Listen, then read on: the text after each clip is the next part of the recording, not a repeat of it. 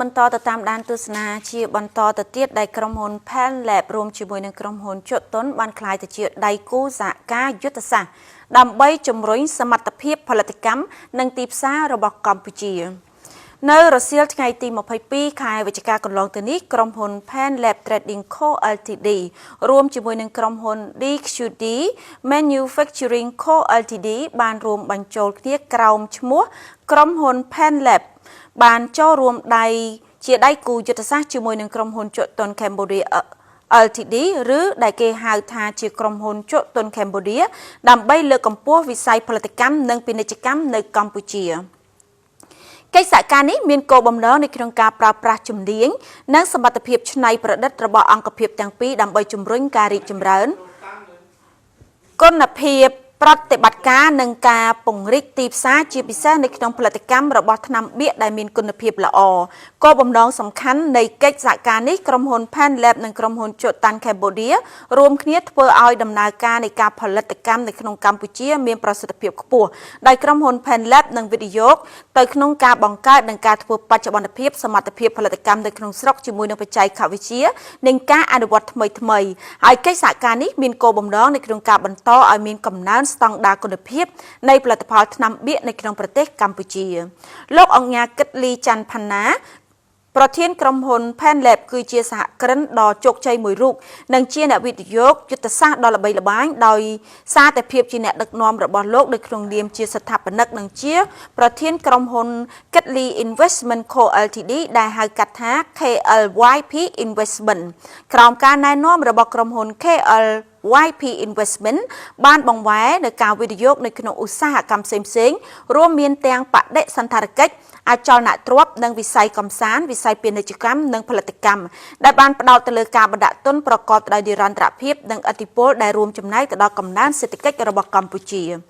ក្រុមហ៊ុន KLYP Investment ក៏បានផ្ដល់ជូននូវយុទ្ធសាស្ត្រផ្ទាល់ខ្លួនដើម្បីជួយទៅដល់អតិថិជនជាច្រើននៅក្នុងការសម្រេចឲ្យបាននៅផលចំណេញដែលបានពីការកែតម្រូវហានិភ័យនៅក្នុងកម្រិតណាមួយដែលពួកគេផ្ដល់ឲ្យនិងប្រើប្រាស់បណ្ដាញដៃគូដ៏ទូលំទូលាយរបស់ក្រុមហ៊ុននៅក្នុងវិស័យសាធារណៈនិងឯកជនទាំងក្នុងស្រុកនិងសកលលោកដែលឡែកលោក Thomas Pokoni ដែលជានាយកប្រតិបត្តិនៃក្រុមហ៊ុន Pan Lab គឺជាអ្នកដឹកនាំដ៏ល្អមួយរូបនៅក្នុងវិស័យឧស្សាហកម្មបច្ចេកវិទ្យាហិរញ្ញវត្ថុ Fintech ដែលត្រូវបានទទួលស្គាល់ដោយការចូលរួមចំណែករបស់លោកនៅក្នុងនាមជាសហស្ថាបនិកនិងជានាយកប្រតិបត្តិនៃក្រុមហ៊ុន PayPay ដែលជាក្រុមហ៊ុនដំណើរការទូទាត់បច្ចេកវិទ្យានិងទូទាត់ប្រាក់ B2B និង B2B2C របស់កម្ពុជាម្យ៉ាងវិញទៀតបទពិសោធន៍ដ៏ធំទូលំទូលាយរបស់លោកនៅក្នុងវិស័យបច្ចេកវិទ្យាការទូទាត់និងវិស័យវិនិយោគនៅក្នុងប្រទេសកម្ពុជានិងក្រៅប្រទេសបានធ្វើឲ្យរូបលោកក្លាយទៅជាបុគ្គលដ៏សំខាន់មួយរូបនៅក្នុងការផ្លាស់ប្ដូរហិរញ្ញវត្ថុនិង Digital របស់ប្រទេសដោយលោកកំពុងតែផ្ដល់ទុនតាមរយៈក្រុមហ៊ុនប្រឹក្សា DQD Consulting Co Ltd ដែលឥឡូវនេះកំពុងតែផ្ដល់ជំនួយដើម្បីគាំទ្រ Digital នៃក្រុមហ៊ុនផលិតកម្មនិងក្រុមហ៊ុនពាណិជ្ជកម្មជាច្រើនផងដែរតំណាងរបស់ក្រុមហ៊ុនជក់តាន់ Cambodia គឺលោក Ichin Sener ដែលលោកគឺជាអ្នកគ្រប់គ្រងទូទៅនិងជាអ្នកមានចក្ខុវិស័យផ្លាស់ប្ដូរនៃឧស្សាហកម្មថ្នាំលាបនៅទូទាំងតំបន់រួមជាមួយនឹងនាយកប្រតិបត្តិជាន់ខ្ពស់ជាច្រើនរូបផ្សេងទៀតផងដែរការតំណាងដោយបុគ្គលដែលមានឋានៈខ្ពស់មួយ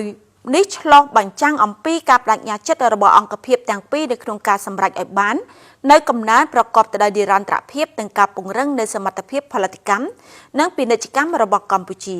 ក្រុមហ៊ុន Pan Lab គឺជាអ្នកវិនិយោគឯករាជ្យឈានមុខគេមួយនៅក្នុងទីផ្សារប្រទេសកម្ពុជាដែលមានក្រុមហ៊ុនជាបុតសម្ព័ន្ធដូចជាក្រុមហ៊ុន Pan Lab Trading Co Ltd និងក្រុមហ៊ុន DQD Manufacturing Co Ltd ដែលផ្ដោតទៅលើការធ្វើពាណិជ្ជកម្មនិងការផលិតរៀងៗខ្លួនផ្នែកពាណិជ្ជកម្មមានឯកទេសនៅក្នុងការផ្គត់ផ្គង់ថ្នាំលាបពិសេសនិងសម្ភារៈផ្សេងៗទៀតសម្រាប់ទាំងទីផ្សារ B2B និងទីផ្សារ B2C ខណៈដែលផ្នែកផលិតកម្មផ្ដោតទៅលើដំណើរការផលិតនៃគុណភាពខ្ពស់ក្រុមហ៊ុននេះមានការបដិញ្ញាចិត្តនាំយកនៅស្តង់ដារអន្តរជាតិនៃគុណភាពនិងនវានុវត្តន៍មកកាន់កម្ពុជានៅក្នុងគោលបំណងលើកកម្ពស់វិស័យសំណង់អចលនទ្រព្យនិងវិស័យផលិតកម្មក្រុមហ៊ុនជក់តាន់ Cambodia Ltd គឺជាក្រុមហ៊ុនបុតសម្ព័ន្ធរបស់ក្រុមហ៊ុនជក់តាន់ A/S របស់ប្រទេស របស់ប្រទេស Norwest ដែលជាក្រុមហ៊ុនផ្ដល់ដំណោះស្រាយថ្នាំលាបឈានមុខគេមួយនៅក្នុងពិភពលោកដែលមានរោងចក្រផលិតសរុបប្រមាណជា38នៅទូទាំង23ប្រទេសដោយក្រុមហ៊ុនមានចំនួន67នៅក្នុងប្រទេសចំនួន47និងតំណាងជាង100ប្រទេសនៅជុំវិញពិភពលោកដោយក្រុមហ៊ុន Chotan Cambodia Ltd គឺត្រូវបានបង្កើតឡើងនាឆ្នាំ2011បញ្ជាក់ជូនលោកអ្នកថានៅក្នុងកំឡុងពេលនៃ12ឆ្នាំក្រុមហ៊ុន Chotan បានក្លាយទៅជាម៉ាកយីហោលេខ1សម្រាប់ថ្នាំលាបនិងថ្នាំបៀកការពារនៅក្នុងប្រទេសកម្ពុជានេះត្រូវបានគេជំរុញដោយអាជីវករដ៏អស្ចារ្យរបស់ Chotan ដែលជាវប្បធម៌សាជីវកម្មដ៏រឹងមាំនិងផលិតផលដែលមានគុណភាពខ្ពស់